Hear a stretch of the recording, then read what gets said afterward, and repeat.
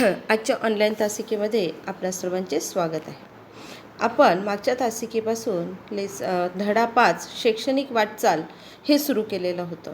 त्यामध्ये आपण बघितलं होतं की जनगणनेनुसार साक्षरतेचे प्रमाण फक्त 17% होते आणि ते नंतर वाढत गेलेले आहे. त्यामध्ये प्राथमिक शिक्षणाची योजना राबवण्यात आली. त्यामध्ये खडू फळा योजना राबवण्यात आली. त्याचे उपक्रम काय होते की शाळांचा दर्जा सुधारणे, विकास शैक्षणिक गरजांची पूर्तता करणे, प्रत्येक शाळेला किमान 2 वर्गखोल्या आणि स्वच्छतागृह देणे. त्याचप्रमाणे 1994मध्ये योजना विस्तार झाल्या आणि यानुसार मुलींच्या शाळा अनुसूचित जाती जमाती बहुता शाळांना प्राधान्य देण्यात आले होते आणि 50% स्त्री शिक्षकांची नेमणूक करण्यात आली होती. त्यानंतर जिल्हा प्राथमिक शिक्षण कार्यक्रम घेण्यात आले. त्यासाठी दिव्यांगांसाठी विशेष करून योजना करण्यात आल्या होत्या. त्यानंतर आदिवासी मुलांसाठी योजना करण्यात आल्या. ताराबाई मोडक आणि बोर्डी व कोसवाड येथे अंगणवाड्या, कुरणशाळा, तांत्रिक व्यवसाय शिक्षण इत्यादी शाळा सुरू करण्यात आल्या. त्याचप्रमाणे अणुताई वाघ यांनी देखील प्रौढ शिक्षणावर भर दिला.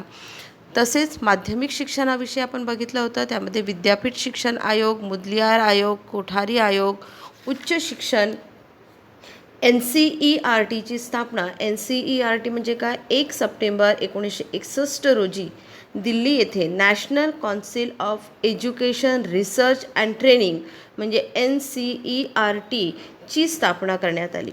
शालेय शिक्षणविषयक सर्वंकष धोरण आणि त्यांची अंमलबजावणी यात मार्गदर्शन करणे या उद्देशाने NCERTची स्थापना करण्यात आली होती.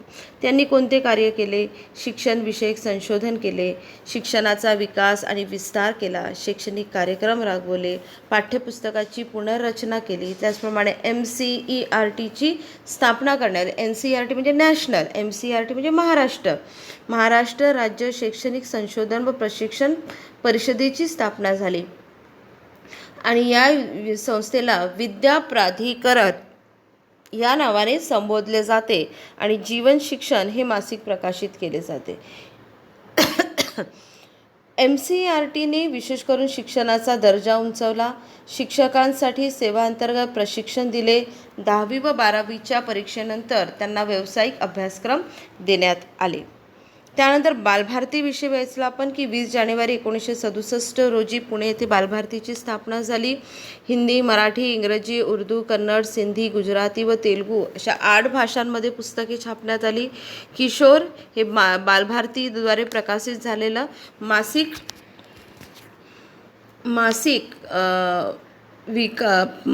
पुस्तक तयार करण्यात आलेलं होतं. आज आपण बघणार आहोत राष्ट्रीय शैक्षणिक धोरण. या धोरणानुसार समाजाच्या बदलत्या गरजा लक्षात घेऊन प्राथमिक, माध्यमिक व उच्च माध्यमिक शिक्षणात मूलभूत स्वरूपाचे बदल घडवण्यात आले. या धोरणात सर्व राज्यांकरता किमान एक राष्ट्रीय अभ्यासक्रम सूचित करण्यात आला. त्यात भारतातील सर्व विद्यार्थ्यांना समान शैक्षणिक संधी उपलब्ध द्यावी अशी अपेक्षा होती. प्रत्येक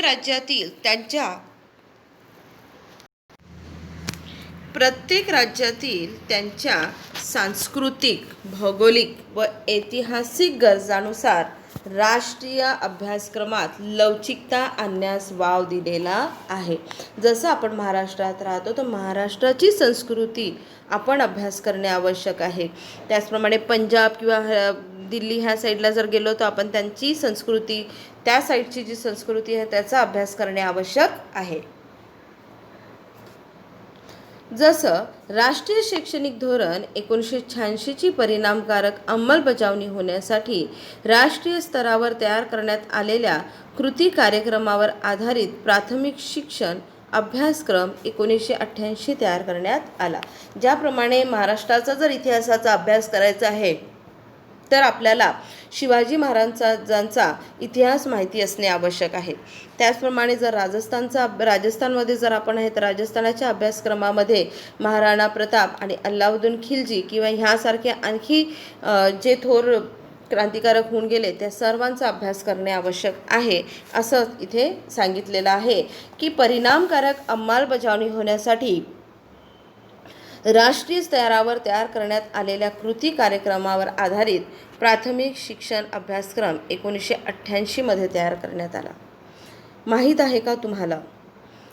क्षमताधिष्ठित प्राथमिक शिक्षण अभ्यासक्रम 1995 88 कार्यान्वित होत असतानाच राष्ट्रीय स्तरावर किमान अध्ययन क्षमता निश्चित करण्यासाठी डॉक्टर R.H. दवे यांच्या अध्यक्षतेखाली समिती गठीत करण्यात आली. दवे समितीने भाषा, गणित व परिसर अभ्यास या विषयांवर इयत्ता 5वी पर्यंतच्या किमान अध्ययन क्षमतांचे तक्ते विकसित केले. त्यामध्ये एकाच इयत्तेमधील क्षमता कोणत्या क्रमाने विकसित व्हाव्यात हे दर्शविले आहे. उपग्रह वापर. उपग्रह म्हणजे काय? सॅटेलाईटचा वापर आपण अभ्यासक्रमासाठी कसा करून घेतो किंवा त्याचा शोध कोणी लावला याविषयी आपण बघणार आहोत. 1975 शैक्षणिकरणासाठी उपग्रहाचा वापर करणे साध्य करण्यात भारताने यश मिळवले. इस्रोचे शास्त्रज्ञ एकनाथ चिटणीस यांनी महत्त्वाची भूमिका याच्यात बजावलेली आहे. स्पेस ॲप्लिकेशन सेंटर या अहमदाबाद येथील अंतरिक्ष उपयोग केंद्राच्या नेतृत्वाखाली साईट म्हणजे सॅटेलाईट इन्स्ट्रक्शन टेलिव्हिजन एक्सपेरिमेंट हा शैक्षणिक कारणासाठी प्रयोग करण्यात आला. उपग्रहाद्वारे काय फायदा झाला बघा. उपग्रहाचा शिक्षण प्रणाली ही कल्पना येऊन पुढे आली. या उपक्रमात अमेरिकेने भारताला मदत केली होती. यातूनच ग्रामीण भागात दर्जेदार शिक्षणाची सोय करणे शक्य झाले. इंदिरा गांधी राष्ट्रीय मुक्त विद्यापीठ. मुक्त विद्यापीठ म्हणजे ओपन युनिव्हर्सिटी. मी तुम्हाला सांगितलं होतं की आपल्या शाळेमध्ये देखील महाराष्ट्रामध्ये जे आहे, महाराष्ट्रातील जर बघितलं तर यशवंतराव चव्हाण मुक्त विद्यापीठ आहे आणि इंदिरा गांधी ही पूर्ण देशव्यापी विद्यापीठ आहे. याला शॉर्ट फॉर्ममध्ये इग्नो देखील म्हणतात. इग्नो म्हणजे इंदिरा गांधी ओपन युनिव्हर्सिटी. देशातील सर्वसामान्यांच्या घरात ज्ञानगंगा नेण्यासाठी या मुक्त विद्यापीठाची स्थापना करण्यात आली. संयुक्त राष्ट्रसंघाने 1970 हे वर्ष जागतिक वर्ष म्हणून घोषित केले. याच वर्षी भारत सरकारने शिक्षण व समाज खाते, माहिती व प्रसारण खाते, विद्यापीठ अनुदान आयोग व युनेस्को यांच्या संयुक्त विद्यमानाने मुक्त विद्यापीठ या विषयावर नवी दिल्ली येथे चर्चासत्र घेण्यात आले. या चर्चासत्रातून मुक्त विद्यापीठ स्थापन करण्याची कल्पना पुढे आली. 1974 सरकारने P.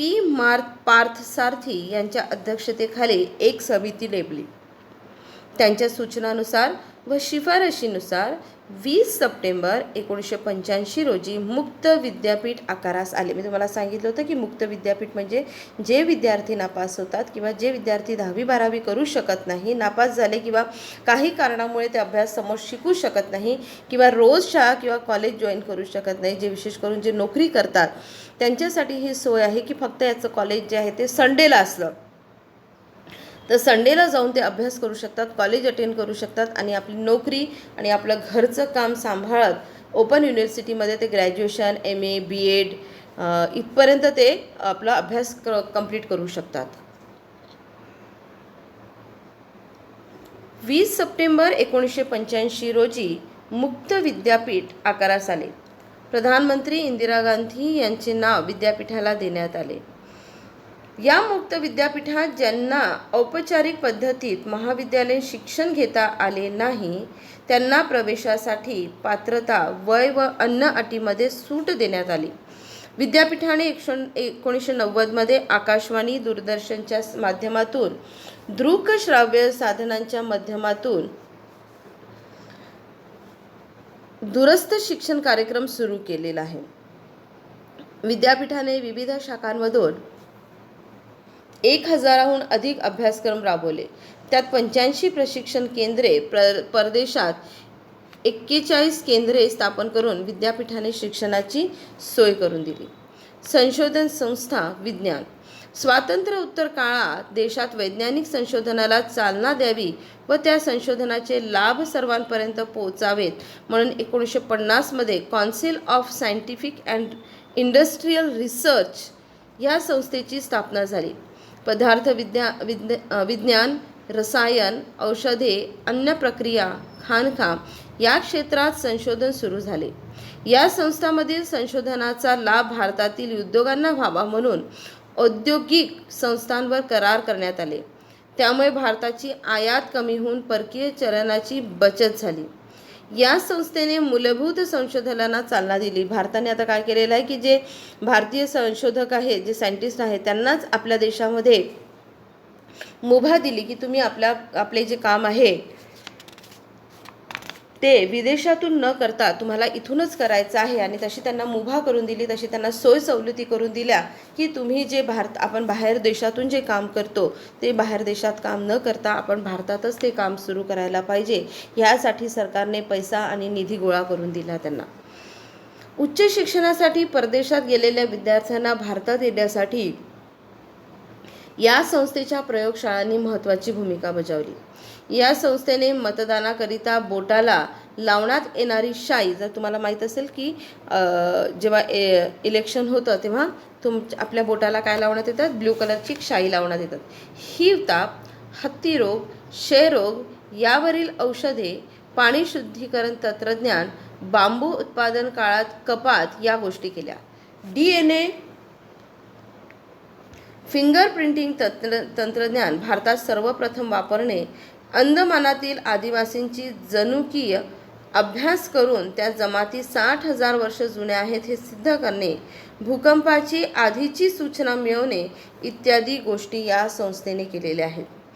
कडुनिंबाचा कीटकनाशक म्हणून वापर करणे, जखम बरी करण्यासाठी हळदीचा वापर, तांदळाच्या जाती संदर्भातील स्वामित्व या गोष्टीमध्ये CSIR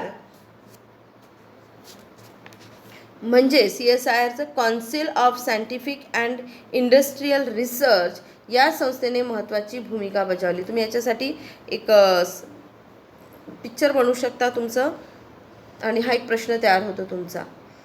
भारतीय परंपरागत ज्ञानाचा डिजिटल कोश तयार करून तो 8 आंतरराष्ट्रीय भाषांमध्ये CSIRने उपलब्ध करून दिलेला आहे. अशा प्रकारे आपण बघितलेलं आहे की CSIRने काय काय काम केलेलं आहे. तामिळनाडूमधील national institute of research in the mathematical and physical science ही संस्था 1962मध्ये स्थापन करण्यात आली.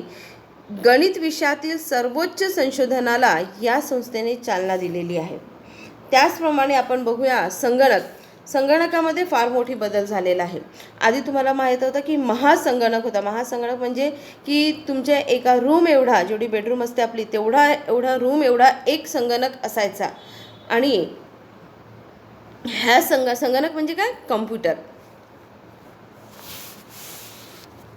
1969मध्ये आपण स्वदेशी बनावटीचा संगणक तयार केला. इंडियन सायंटिफिकल इन्स्टिट्यूट आणि जावतपूर विद्यापीठ यांनी संयुक्तपणे ISIJU ही देशी बनावटीचा पहिला संगणक तयार केला. टाटा कन्सल्टन्सी सर्व्हिसने अर्थात TSSने या कंपनीला 1974मध्ये अमेरिकेतून सॉफ्टवेअर निर्मिती क्षेत्रातील कंत्राट मिळाले आणि भारतात सॉफ्टवेअर उद्योगाची सुरुवात झाली. संगणकामुळे शास्त्रीय संशोधनाचा वेग वाढलेला आहे. 1987मध्ये अमेरिकेने भारताला महासंगणक देण्यास मनाई केली. राजीव गांधी सरकारने स्वतःच महासंगणक विकसित करण्याचा निर्णय घेतला. 1988मध्ये केंद्र सरकारने पुणे येथे centre of development and advertise commuting CDAC या संशोधन संस्थेची स्थापना केली. 1991मध्ये डॉक्टर विजय भटकर यांच्या नेतृत्वाखाली परम 8000 हा महासंगणक तयार करण्यात आला. आता आपण इथेच थांबू. याच्या भाभा घेऊन घेऊ.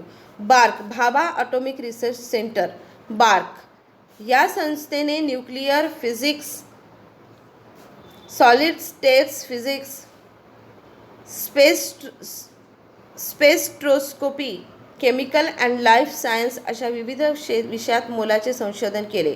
अणुभट्टी निर्मितीसाठी शास्त्रज्ञांना प्रशिक्षण देण्यासाठी ट्रेनिंग स्कूल देखील काढण्यात आले. अशा प्रकारे आजची तासिका आपण इथे समाप्त करू. पुढच्या तासिकेमध्ये आपण अभियांत्रिक आणि इंडियन इन्स्टिट्यूट ऑफ मॅनेजमेंट ह्याविषयी आपण माहिती घेणार आहोत. धन्यवाद.